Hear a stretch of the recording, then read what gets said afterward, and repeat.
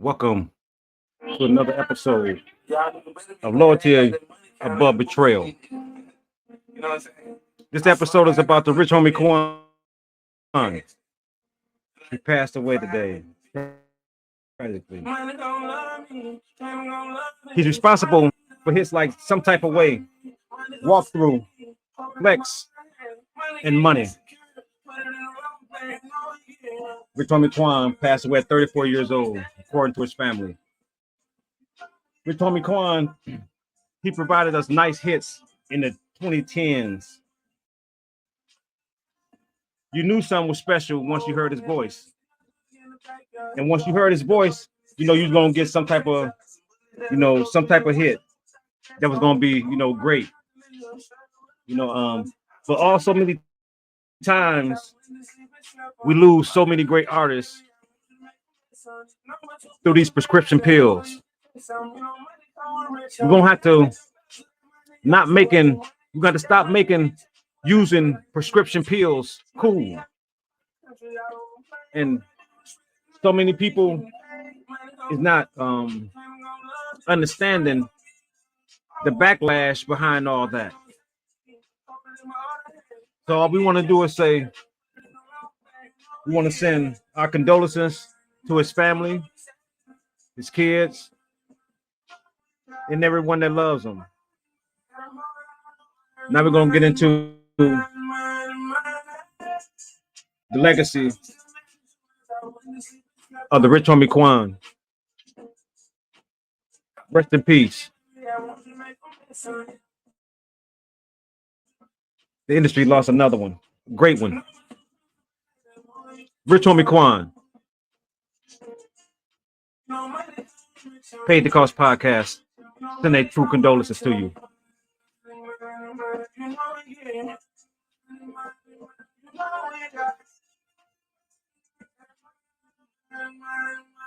Rest in peace. Rich. Paid the Cost podcast would like to have a moment of silence for the passing of rich homie Quan.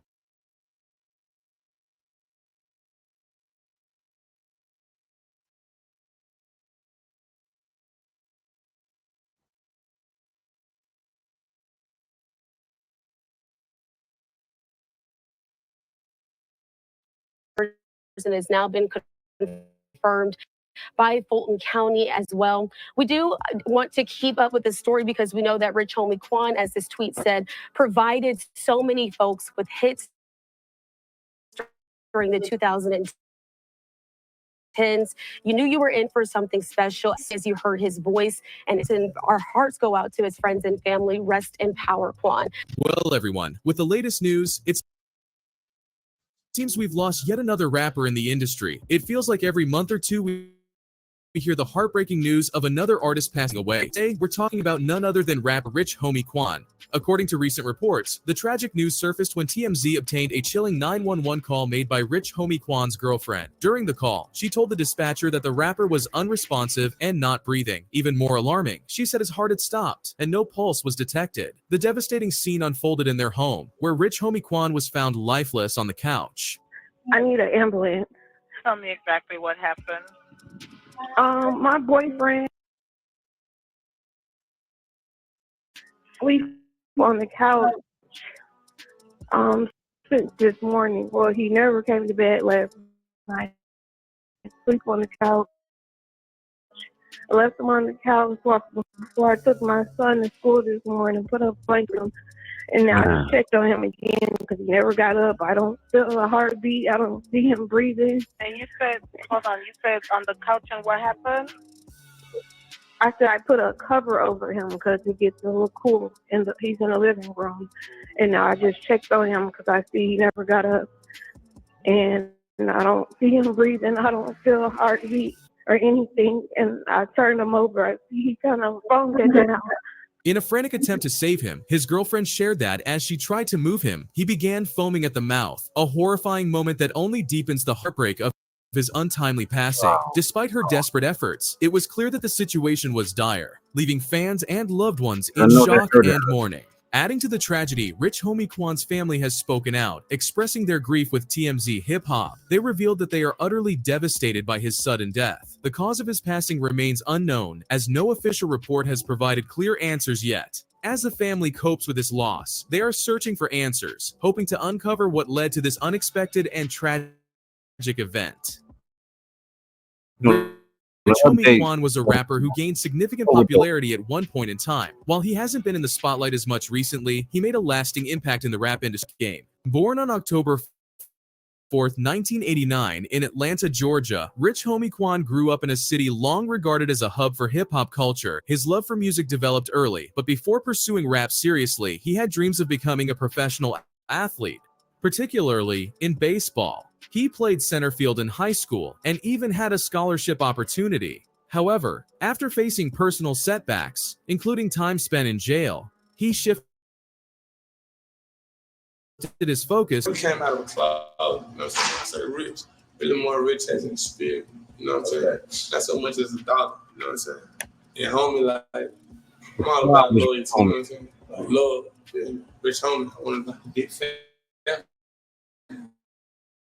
So it's a rich homie Quan. You want to be a rich homie black, be a rich homie black. I want to be open with everybody, anybody. You hear rich homie Quan, but I want to brand rich homies. You see what I'm saying? Mm-hmm. You know, rich homie Quan wants to be a family. Sure. And why Quan? Quan, that's my name. You know what I'm saying? It comes out of my real name. I was Quan, that's the Quantities. You know what I'm saying? That's my real name, the Quantities. So it comes out of Quan. You know what I'm saying? I thought I was Quan as a kid. So rich homie Quan. I go out there, East Atlanta. East Atlanta. It's on 6, Georgia. Okay, no, so that's Gucci. Yeah, Gucci. Yeah, This is on 6? Yep. Right now, I'm going to high school, graduated back now. Same school Gucci went to. Quan's big break came when he started collaborating with independent labels and local artists in Atlanta. His style, influenced by the southern rap scene, blended catchy melodies with hard-hitting hits. While his early work gained traction, it was the release of his 2013 hit single, Type of Way, that catapulted him to mainstream success. The song's infectious hook and relatable lyrics made it a national hit, cementing Quan's place in the rap game. Following this success, Rich Homie Quan worked with prominent artists like Young Thug and Birdman, which further boosted his profile. His mixtapes, Still Going In and I Promise I Will Never Stop Going In, were well received, showcasing his talent for creating hits while maintaining authenticity. He also became part of the gang, which helped solidify his place in the industry. Rich Homie Quan's rise to fame was driven by his ability to balance melodic rap with gritty storytelling. His music resonated because it only had catchy beats, but also reflected his real-life experiences. Despite stepping away from the spotlight in recent years, his contributions to the rap scene in the early 2000s continue to influence new artists, leaving impact on the genre. As we mentioned earlier, Rich Homie Quan collaborated with Young Thug, a major name in the rap world. Their partnership not only helped both artists rise in the rap scene, but also marked a significant moment in hip-hop. Rich Homie Quan and Young Thug first teamed up as part of the Rich Gang led Birdman. Their chemistry created a unique sound that blended their distinct styles. Quan's melodic flow and introspective lyrics perfectly complemented Young Thug's eccentric delivery and unpredictable vocal range. This collaboration quickly became one of the most talked about partnerships in the rap world at the time. One of their most iconic projects was the Rich Gang, the Tour Part 1 mixtape, which dropped in 2014. The mixtape was a huge success, featuring standout tracks like Lifestyle, which became an instant hit. The song highlighted their synergy, with both artists delivering unforgettable verses over a smooth, melodic beat. Lifestyle not only topped the charts, but also solidified Rich Homie Quan and Young Thug as a dynamic duo. Other tracks like Freestyle, Milk Marie, and War Ready from the same mixtape showcased the undeniable chemistry between the two. Fans were drawn to their energy and how well their talents meshed. For a time, many believed Quan and Young Thug would become the next big rap duo, as their individual skills seemed to create something greater when combined. However, as time went on, tension between the two started to surface. Their relationship became strained, with both hinting at behind-the-scenes issues. Eventually, Rich Homie Quan distanced himself from the collective and his partnership with Young Thug. Despite the personal differences, the music they created remains a highlight of their careers. Their collaborations helped define a pivotal moment in modern rap. influencing a generation of artists who admired their ability to blend melody with street authenticity. Although they may have soured, the music they made together left a lasting legacy in hip-hop, But it's kind of and many crazy. fans still hope for a reunion in the future. Crazy But with that, the recent news, it's clear that we'll never see this iconic Tommy duo said, together again, and it's he was ready, heartbreaking. Two artists who you know, sparked something special in the rap game won't get the chance to reunite. One is no longer with Reunite. us, and the other is currently facing serious legal battles, fighting trial Two young after thugs. trial. Two young Adding to the sadness, Rich Homie Quan's name was even brought up in Young Thug's ongoing legal case. In a recent twist during the YSL RICO trial, Rich Homie Quan was mentioned, bringing a surprising connection to the proceedings. State witness Kenneth Lil Woody Copeland took the stand on September 3rd and was asked by the prosecutor whether Young Thug had any issues with Quan. Specifically, Copeland was questioned about an alleged incident where Quan supposedly brought members of his gang to Thug's apartment. Instead of answering, Copeland turned toward Thug in court and asked, "Thug, did you have an issue with Rich Homie?" Thug's reaction was on camera. He laughed hysterically. O prosecutor stepped in. This unexpected moment has sparked a lot of buzz, as it added a strange twist to an already intense trial. You tell police that Thug had an issue. I think I Rich just asked Homie you. Quan. I don't think you did. Oh, if you did, I did not hear you. So Oh, you I'm could sorry. please answer it. Yeah, I said it. Thug was trying to protect Rich Homie. He was calling us saying that, man, hey man, leave Rich Homie alone. Like, he don't tell me what to do. So that still didn't answer the question. Did Thug have an issue with Rich Homie Quan watch bringing the members of food. If Gang to his apartment? Thug, did you have an So issue what, with Rich Homie? I'm asking you for what you told the police. And I'm answering you. I just told you several times. I tell the police anything. Look Do at you the- recall talking about the shooting? Lil Woody, who's been behind some of the trial's wildest moments, has faced scrutiny for his unpredictable testimony. He admitted to being a prolific liar in the past, and his credibility has been questioned throughout the case. At one point, Woody even fired his lawyer while on the witness stand and repeatedly answered questions with, "I don't recall," making his testimony chaotic for the prosecution. This isn't the first time Young Thug has been seen laughing during the trial. Despite facing serious charges that could result in decades behind bars, the trial has been full of unexpected moments, and the mention of Rich Homie Quan's name highlights the complicated history between these former collaborators. Even though their partnership ended years ago, their connection continues to echo, even in the courtroom. And now that we're on the topic of Young Thug's case, let's take a look at some of the other interesting things that have happened so far in the trial. First off, let's talk about a moment that had everyone talking. In October 2022, Gunna, a well-known artist associated with YSL, was back in court for his third attempt at getting bail. You could feel the tension in the air as the judge announced his decision. No bail for Gunna yet again. This decision didn't sit well with many folks in the courtroom, likely Gunna's friends and fans, leading to a wave of disappointed sighs and sounds of disbelief filling the room. But the judge, Euro Glanville, wasn't having any of it. He laid down the law right there, warning everyone that if they couldn't keep their emotions in check, they were free to leave. But he didn't stop there. He made it crystal clear. Any outbursts, and he'd have the disruptor arrested on the spot. It was a tense moment, showcasing just how high the stakes were and how emotions were running high among Gunna's supporters. But at this point in time, I don't find any change in circumstances that I don't think allow me they can bring a RICO. or move me from changing my decision as to bond. And if anybody's in the gallery and you can't otherwise control yourself or otherwise if you want to make any appropriate comments, then you can leave at this point That's in why I time. think they just No make harm will come mockery. or nothing else will occur. But if you remain in this courtroom and make any outbursts, I'll have you arrested. Because I don't. Next, we have the time when the courtroom witnessed something straight out of a bizarre plot twist. In December 2022, Young Thug showed up in court for the first time since being arrested in May of that year. His lawyer was there to argue about evidence from a past arrest, hoping to get tossed out, but things took an unexpected turn when they tried for lawyers to join in. Suddenly, a video flashed on the screen for everyone in the courtroom to see, complete with a message shouting, "Free Young Thug." It seems someone managed to sneak this shocking video onto the Zoom feed, leaving court officials in a frenzy to shut it down. The incident added an unbelievable the already dramatic style. Something happened in court. Something happened in court that you don't usually see, and maybe I'll say, thank goodness you don't usually see, because there was this pre-trial hearing for Young Thug, and it was about evidence suppression, which we'll get into in a second. When all of a sudden, a pornographic video popped up on the screen. I believe this was happening during a Zoom session with other attorneys. Now, the court was experiencing technical difficulties earlier, but I don't think anyone expected a naked guy to pop up with a message that said, "Free Young Thug." Another twist in the saga came when a video leaked showing Gunna in court taking his plea deal just hours after his release from jail in December 2022, capturing the Atlanta rapper agreeing with the prosecutor. The prosecutor presented, YSL is a music label and a gang, and you have personal knowledge that members or associates have committed crimes in furtherance of the gang, to which Gunna responded with a simple, yes ma'am. Following this, Gunna was set free after entering an Alford plea to a racketeering charge related to the YSL RICO case. Despite the plea, Gunna's attorney Steve Sato was quick to clarify that his client did not betray Young Thug or any other YSL members as part of his plea deal. This development added yet another layer of complexity and intrigue to the ongoing legal drama surrounding YSL Collective.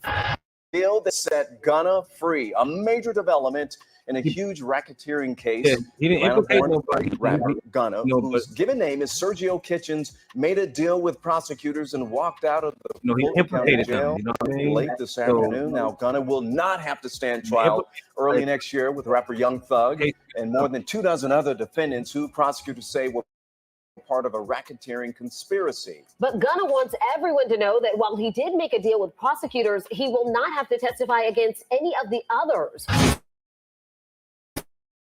Then we have an incident during the jury selection in January. Transaction between Young Thug and one of the co-defendants was caught on camera, unfolding under the watchful eyes of the bailiffs. As the details emerged, it was revealed that during the proceedings, what appeared to be a hand-to-hand drug exchange took place between Young Thug and his co-defendant, Adams. According to the prosecutors, Adams approached Thug, who was sitting with his lawyer, and discreetly passed a Percocet into his hand. When a deputy noticed and confronted them, Thug handed over the bill to the authorities without resistance. But the surprises didn't stop there. Upon further inspection, deputies discovered more contraband on Adams, including Percocet, marijuana, food seasonings, an attempt to mask the distinct smell of the marijuana.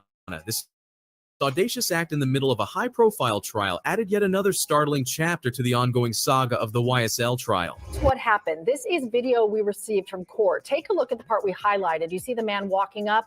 Watch for this exchange right there. According to the court motion, Young Thug's fellow defendant, Khalif Adams, passed Percocet to Young Thug under the guise of that handshake that happened right in front of the entire courtroom. Adams is serving a life sentence for murder. Right after what you saw there, court documents say law enforcement immediately moved in to search Adams, who resisted.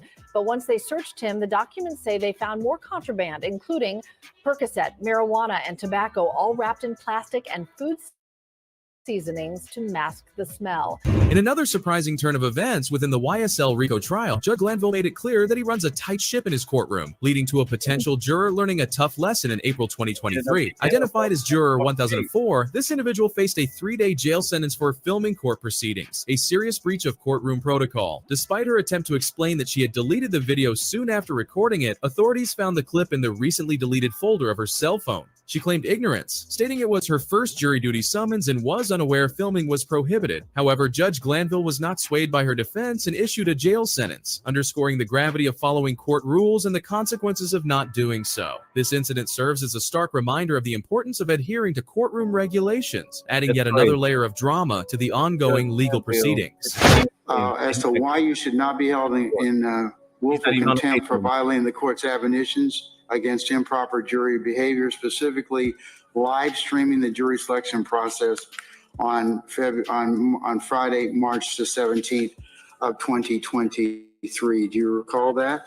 I'm going to include that as a copy of the next court exhibit in order. That's your notice that we gave you. So you are Judge Glanville. at this What point in about time. our little Woody? Why shouldn't I hold you in willful contempt? And then there was the time a Zoom bomber made a memorable appearance. On the 17th day of the trial, January 10th, 2024, just as the proceedings in Georgia's Fulton County Superior Court were winding down for a lunch break, the courtroom was caught off guard. Broadcasted on Law and Crime Network's daily live stream, a voice suddenly broke through the calm chanting, "Free Thug, mistrial, free Thug, mistrial." This unexpected interruption managed to echo through the courtroom twice before Judge Glanville could call for a break. The incident, albeit brief, marked another unexpected twist in the ongoing legal saga, blending the realms of digital intrusion with the physical courtroom drama. Free fuck, mistrial. Free fuck, Anything can mistrial. happen in the courtroom. But The there RICO you have it, trial with the everybody. state. I know we got a little caught up in Young Thug's trial and everything surrounding it, but that's because Young Thug and Rich Homie Quan were once such a powerful duo in the music world. From being at the top of the rap scene to Rich Homie Quan's tragic passing and Young Thug now fighting to stay out of jail, it's a pretty sad turn of events. Today we covered a lot, from the details surrounding Rich Homie Quan's death, his rise in the industry, his collaborations with Young Thug, how his name came up in Young Thug's court case, and some of the most interesting moments from that trial. So Yes, we're gonna show a clip here at Loyalty Above Betrayal, Paid the Cost podcast. Of the Rich Homie Quan's last Instagram live broadcast. Rest in peace, Rich Homie Quan. And as you see this, I want you to hear, I want you to listen closely to when he asked someone. He said, I want you to bring me, some of that over here. But we know what that is. We ain't gonna say that on here. I want you to hear, listen to that closely. You know what I mean? And this is his last Instagram post. You know what I mean? And so tragically right after that, you know what I mean, he lost his life. So just listen closely to what you hear. You know what I mean, with whoever he was talking to on that phone.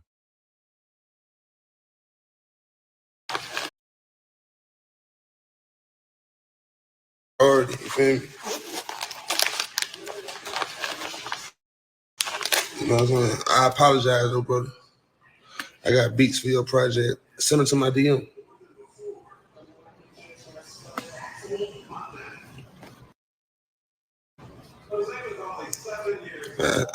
I know you see everyone tagging you for turn. When turn to my man. When they tag me for turn. It's his last Instagram post. Then we know. Before his demise. My wife. Untimely death. The Rich Homie Quan. I don't know, man. Chill. I know I'm such a procrastinator. I be have to get her early like the. I want y'all to listen. Cold outside So, my road. he's talking to the guy on the phone. I'm on tour next week. You know, I'm gonna tap in with you out there. All right, that's hey, bring some of that. You know what I'm talking about. You know what I'm talking about. I ain't even say it on here, but you know exactly what I want. No, you hear that? No, that's what I'm talking about. You know exactly that what right I want, man. Who was he talking to? He said, hold on, Twitch. I'm gonna be right back, Twitch. Hold on. Quit. I play my music for y'all though. Well, who is Quit? Who is this guy Quit? We should be questioning him with this, you know what I mean? Because he had to bring something. He the one had to bring that to him. Just play this for y'all, chat. I come back. I'll be right back, chat.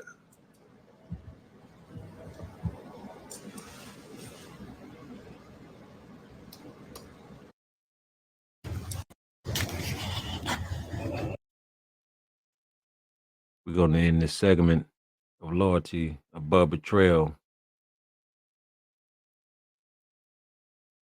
with Rich Homie Quan sitting down with an interview with my boy, my main man, Loon, from It's Up There podcast. So we're going to get into the last interview that Loon had with Rich Homie Quan. Rest in peace, Rich Homie Quan. Right, nah, for sure. When I had the cloud over my head, like, nah, man, I've always been a ladies' man. So it's like, I ain't never paid my way nowhere. You ain't never paid for no pussy. Not indirectly. Yeah. You know what I'm saying? I pay for some gas to get over there. It be kind of disrespectful how they come when they were. Sometimes they done got pimpish. Listen, but like I've never like directly just, I want to pay you the fuck. I put some gas in the car, take you out to eat. Yeah. But now, like leaving some money on the dresser, that just ain't. They done got a little pimpish, man. Like, they'll really hit you. Yeah, they'll really hit you like, hey, you it's 2,500 about that though. You be like, damn, they come like, even if I'm rich in a month, you can't just fade me like that though. You can't just fade me with the no doubt. $5,000 I'm showing up. Like it feel funny paying for that when I got so much game. Listen, and like, if you scream out a number before we even, you know what I'm saying, get your pants up, like, it's over. That's what I'm saying. I ain't like, feeling you. It done something to the vibe. I've been to a player, like, the way I was raised, like, I was raised broke, and I had so many girls when I was broke, so I know with me having the money, that just added to it, but added to my charisma. Right. You know what I'm saying? So it's more like I'm more player than I can really be. Like, I can really be played like the shit I used to pop. I really can be the player and just show you like I'm really him. So I just added to the monster I already wore before the money. So nah, the women, they never like just slow down with me. Like, I always had a check. What I feel like before the check, I've always had charisma. Exactly. And able to be just, you know, that nigga about whatever type of situation with a woman. Right. And one of my buddies can attest for this, man. Right. And you know, I say, man, with them women, it's like, and it ain't even that you ask for me. I've experienced this, like people are come to you and then say something about some money. For sure. I'm like, yo, where this come from? Like, I'm hustling. I ain't even own nothing right now, bro. I'm in and out of, bro. I'm turning that shit down. Sure they out there though. I'm bringing podcast groupies in. I think in the mind when you start getting the money, you start putting in your brain like, shit, I'm the catch. Right. What's gonna be different for me to like, shit? I was probably more vulnerable. I was more easy when I was broke. Right. But now, like, I know I'm the catch. You know, I'm mindful of like, shit, what you got going on? What am I getting myself into? Because I know what I come with. Right. You know what I'm saying? So it's just one of them situations. You go to the strip club, still fuck with that. For sure. But it's more of a like, I might just go in the strip club. You know, I'm from Atlanta, so I might just go in there to get something to eat. May not throw any money, but I'm gonna flirt my ass off. Right. You know what I'm saying? It's just me. Like, I'm not going in the strip club every time. You know what I'm saying? Throw no money. Right. You know what I mean, one of my biggest pet peeves. Man, bitch, tap me on my shoulder. I know what environment I came in. Yeah. You feel me? Like, this ain't that. Yeah, they trying to work. Yeah, they be working. I respect it. But like, get what? Even in them situations, man, like with me being who I am, I don't even want to be talking. I care what it be when I'm not right there. Right. So I may just put a hand on the table to leave me alone a little bit. I ain't even in that mood today. I just came to get something to eat. Yeah. You know what I'm saying? So it's just one of them. Like, what's your best performance song, like far as money wise? When you look at your chick, it this bring in the most? I got to say, some type of way in Flex. Some type of way go crazy. Flex go crazy. Yeah, Flex go crazy, but it's like all of them from walk through. I just know what I see the most. And some type of way be at the top. But blah blah blah been up there lately though. That's a bad motherfucker on TikTok right blah now. Blah blah been running crazy. Yeah. With I know you spoke about you had a dark cloud over your head and you were arrogant for a second. I remember a point in time where you were on stage, somebody grabbed you. You said, "Ain't with that young thug." Yeah. What was that about? Where'd that come from? Was that? Yeah. Go ahead. I'm sorry. Drunk, and it's like at the end of our relationship. You know what I'm saying? Like, not looking for a moment. Were you bigger than Thug at the time? Or y'all were the same stature? Or? I never even tried to compare me and bro, but technically, bro, probably at that time, like, yeah, I probably bigger than him at the time. And you don't think that played into nothing? You being the like, bigger artist. I can't tell the way he took it in his mind, because me as an artist, I probably would have took it as some type of way. As an artist, like, oh, it's up. Yeah. You know what I'm saying? Like, it's up. Yeah. But like, to me, man, I was drunk. I just said it because it did look like Thug was in the crowd. Like, this ain't no bullshit. Like, he really did look like that. And then me drunk just saying it. But me now, as I look back, like, I would have felt some type of way. It would have been up. And that was my guy. Yeah. That was my guy. We just did some songs. I'm telling you, might not be. But this how you knew. This how you had to know. Like, it was some type of static, and I felt some type of way for me to say that. Right. Like, a drunk mind is going to speak the truth. That's why people started to say, "Oh, something must be." It's trouble in paradise. Right, something's happening. Yeah, man. Who you looking forward to working with now? Anybody out there you want to work with? See, I want to work with a lot of these new dudes, man. You know what I'm saying? From Lil Baby to Dirt, from Dirt to Young Boy, from Young Boy to Polo G. Like I don't got I ain't getting into nobody beef. Right. I'm a fan of good music, man. Right. These are niggas who screaming. I love them. I hope, I pray that my music has influenced them in some type of way or motivated you, or even you just gave Quan a listen, man. Right. But I would love to work with the dudes I said, and the list goes on. Like, it ain't just that. Shit, anybody got some motion? And I ain't looking to grab your motion or, it ain't that. I'm a fan of good music, man. I want to get the fans the names I keep saying in my fucking comments. Right. You know what I'm saying? I'm trying to get the people what they want. Right. Do you tap in with the fans? How do you tap in with the fans? Through comments, through live? I may get on live here and there, but I don't do comments. I'm big on. I hit somebody back in the DM. Like I'm probably 1 every 7. I may write back. Right. 1 every 7. I'm live with a right back, and some of them stories be touching me, man. I got a heart. I got kids, and I just know what that would have did to my morale or my spirit. Or one of my biggest idols would have wrote me back if we had a platform where I could reach out at the time when I was growing up. So. When do you quit rap? We're reaching the conclusion. Probably when I'm like 42, 43. Yeah, no more than 45, man. No more than 45. But I can't say, man, you got Jay-Z, how Jay-Z 50? Hip hop growing, man. You gonna be able to still be able to do it. I know for a fact. Not to cut you off, for a fact, man. At 34. I ain't gonna start doing these shows till I can't walk no more. That's real. I ain't gonna start doing these shows till I can't walk no more, man. And, I love the band. Just somebody being on that stage, just somebody touching the people. Even on days when I don't want to do it, it's gonna be a comment I read. It's gonna be something I see scrolling on the ground that reminds me of who I am and why I'm this person and why I gotta continue to do what I'm doing. Million podcasts, never had one like this raw. Appreciate it, bro. Or like I swear I appreciate one that. man, one band. Like one band, one sound. That's hard. I love your outlook. I love the route you going. Appreciate it. I love the way you get the truth out of niggas, man. Keep doing what you're doing, don't stop. Real. And if there's anything I want to say, I just want to say Family Moolah out now. Stay tuned. We're coming back December. Coming back strong. And I'm on you niggas' ass, man. For sure. Make way. And let me say this, because Red called me. He said, man, when you talk to Rich Homie, man, Rich Homie Quan, please talk to him about Venice and our partnership. For sure. Talk to me a little bit about Venice and what you got going on. All right, so I got to give a big shout out to Venice, man. Big shout out to Detroit Carter, man. Big shout out to Red, too, man. Shout out to Red for sure.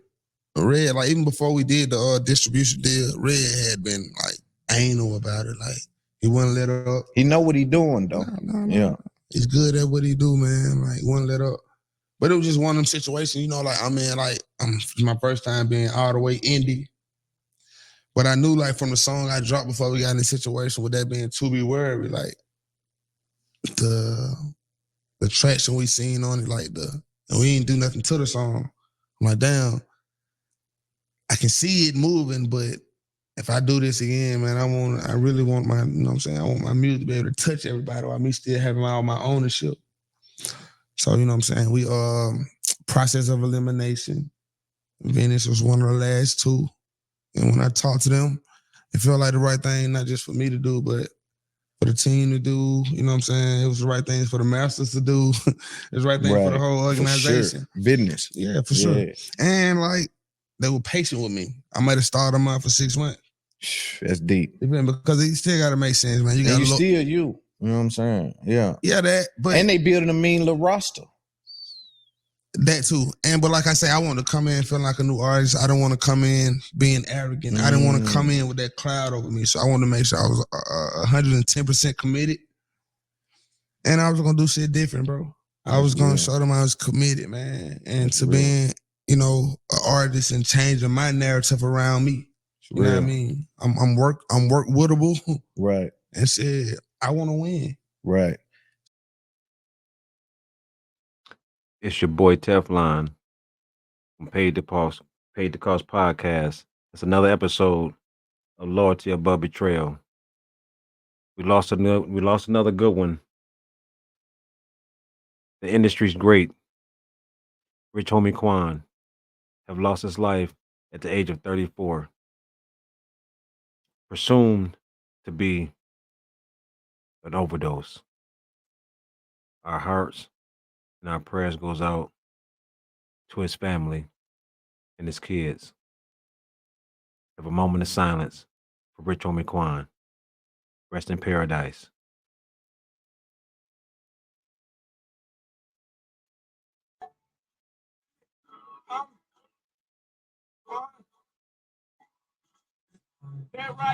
Rest in peace, Rich Homie Quan. One of the greatest.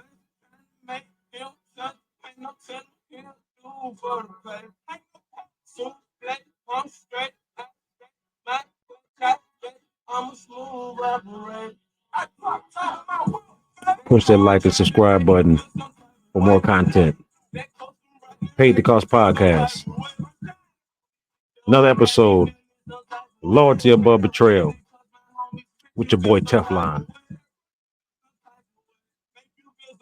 Rest in peace. Rich Homie Quan.